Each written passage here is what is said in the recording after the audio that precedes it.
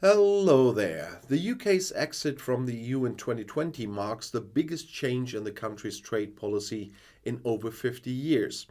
With the country in a difficult environment, Westminster has sought to secure bilateral trade deals with countries around the world to strengthen those to replace those lost as a result of Brexit. And that was a lot. Trade with the EU is facing new headwinds from the additional red tape, and so the UK's efforts are now turning further outwards, with the Asia Pacific region as a key destination. The country has already signed bilateral trade deals with the likes of Japan, Australia, and New Zealand, although the Japan one was a copy and paste. But the government had made it clear that its key goal for eastward alignment is membership of the Comprehensive and Progressive Arrangement for Trans-Pacific Partnership, or CPTPP.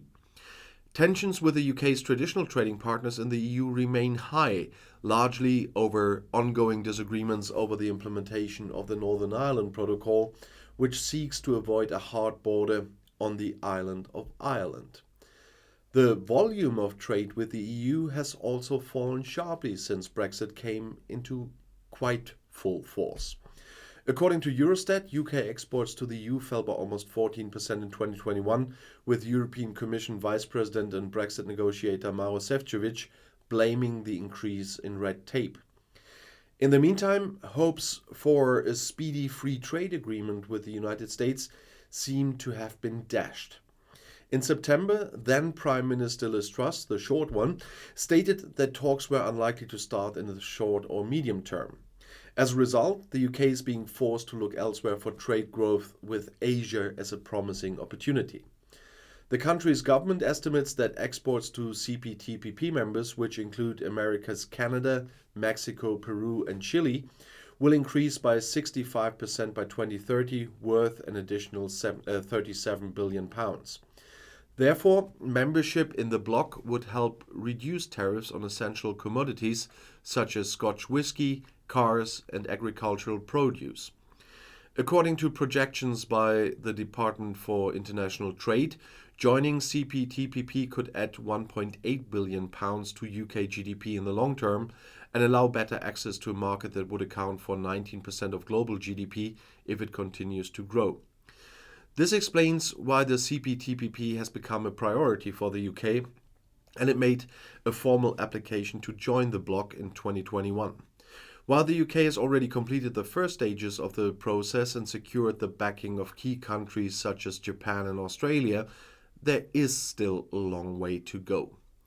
Canada's Minister for International Trade, Mary Ng, pointed out that members are keen not to rush an agreement. She told Bloomberg, "We are taking the time to make sure we are doing everything right with our first joining." However, some CPTPP members expressed optimism about the pace of progress and how it might affect the future of the agreement. For example, Japanese Economy Minister Daishiro Yamagiwa hinted at a conference in Singapore in October that a basic agreement for the UK to join the 11-member bloc could be in place by the end of the year. He added that the accession process will set a good precedent for future expansion of the group, which will require high standards of trade rules and transparency. Singapore's Trade and Industry Minister Gan Kim Yong also said talks with the UK will serve as a roadmap for future accession, with applications from countries like China and Taiwan to be considered in the future.